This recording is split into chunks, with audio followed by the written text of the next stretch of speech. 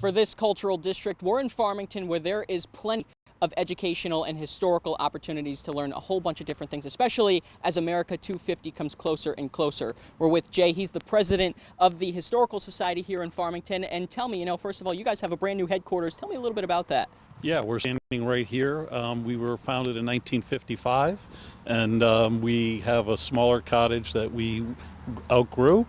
We used to be called, or we would be called hoarders if it weren't for the fact we were a Farmington Historical Society, quite a collection. So we were able to purchase this property in early January last year, and we are going to be using it for our programming, exhibitions, and our archives, and we're very excited to get going with that, and we're excited to be part of the cultural district so we can incorporate this area of the town as well, as we sit in the beautiful spot right next to the Hillstead and the entry to the Farmington Valley. And tell me too, the importance of the cultural district. I understand it kind of helps put you guys on a map in a sense, and helps people sort of see all the different opportunities to learn about, American history, local history in Farmington, right? Absolutely. I mean, I like to say we have a embarrassment of riches as far as historical and cultural opportunities and organizations in Farmington.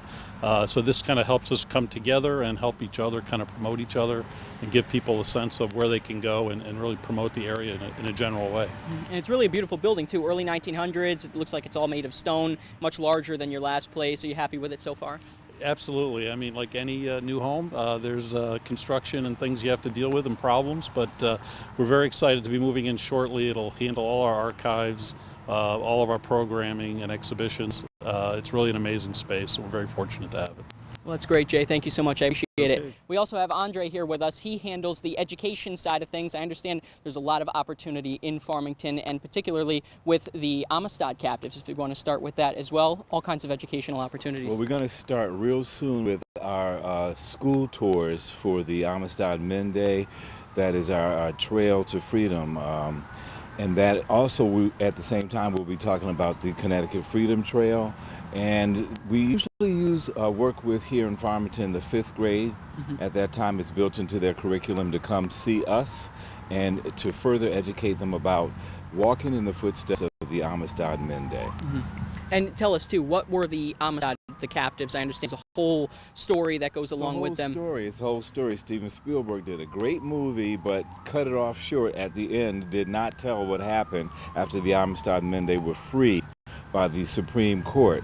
We take that story from that point on to when they actually get back to Sierra Leone. But they spent 8 months here in Farmington, so kids get a chance to walk the footsteps of the Amistad Men Day. And tell us too, quickly, if you could just sum up, what, for people that may not know what the Amistad was or were, the people. The Amistad was, La Amistad was a schooner that became a slave ship. It really wasn't. It was a cargo ship. But the Amistad Men Day, after being captured, were transferred to the ship La Amistad, meaning the friendship. And anything but friendship went on that ship. But that schooner is now in New London, and we get a chance to get the kids to walk through and find out what the Freed Men Day did for 8 months, raising money to get back to Sierra Leone. And the story ends in a happy way. They do get a chance to go back home. And I know you could probably tell us a whole bunch about this, but I understand there's some historical significance with that group of captives in Farmington as well for a period of time. If you can maybe tell us a little bit about that quickly as well. They were here for 8 months. Yeah. So if you come on our tour, we'll get a chance to tell you what their lifestyle was like, who some of the significant characters were during that time. Joseph Cinque was named Joseph Cinque by his Spanish enslavers on La Amistad. His name was actually Singbe Pia, and we refer to him as such here in Farmington as we retell those stories. Well, really interesting stuff. And again, if people want to learn more about some of those opportunities where they can learn more about this local history, where can they go? Where can Absolutely. They can go to our Facebook page, and they can go to our website, and that will showcase all the dates that we'll be doing the tour. And they can see our brochure, they can see our promo videos, etc. Well, that's great. Very interesting. Thank you so much. I appreciate you. And we'll have that information on our website as well, fox61.com. For now, Joe Monte in Farmington, back to you.